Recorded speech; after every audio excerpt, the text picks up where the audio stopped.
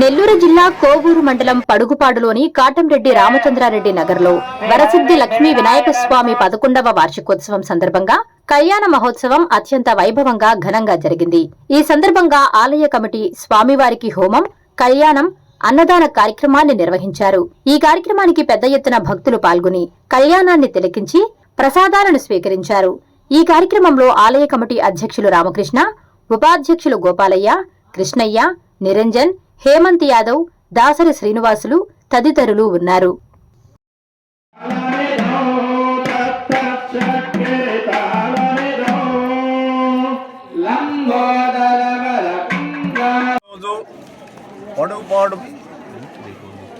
పడుగుపాడు గ్రామ పంచాయతీ పరిధిలో ఉన్నటువంటి కాటంరెడ్డి రామచంద్రారెడ్డి నగర్ గ్రామంలో కాలనీలో వరసిద్ధి వినాయక స్వామి వారి దేవస్థానం తరపున 10 సంవత్సరాలు వార్షికోత్సవాలు పూర్తయినాయి.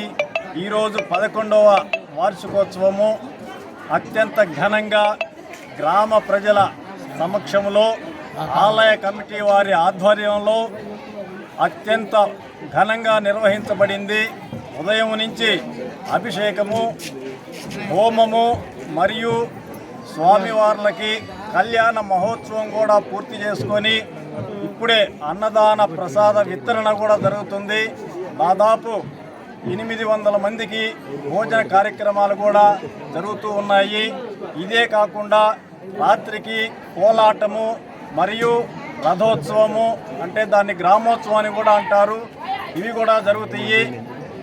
ఇది ప్రతి సంవత్సరం అత్యంత ప్రతిష్టాత్మకంగా జరుపుకుంటున్నటువంటి వరసిద్ధి వినాయక స్వామి వారి గ్రామోత్సవము మరియు గ్రామ కమిటీ ఆధ్వర్యంలో జరుగుతున్నటువంటి మహోత్సవము.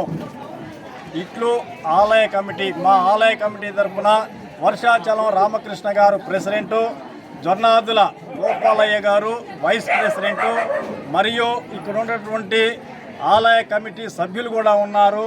దాసరి శ్రీనివాసులు, తర్వాత మన రామ్మోహను, మేకల సురేషు, నిరంజన్, జగదీష్, ఇంకా గ్రామస్తులు వెంకయ్య, మంచా కృష్ణయ్య, అందరి సమక్షం, అందరి సహకారంతో ఈ ఉత్సవాన్ని ముందుకు తీసుకెళ్లగలిగాం. అందరికీ కృతజ్ఞతలు, ధన్యవాదములు.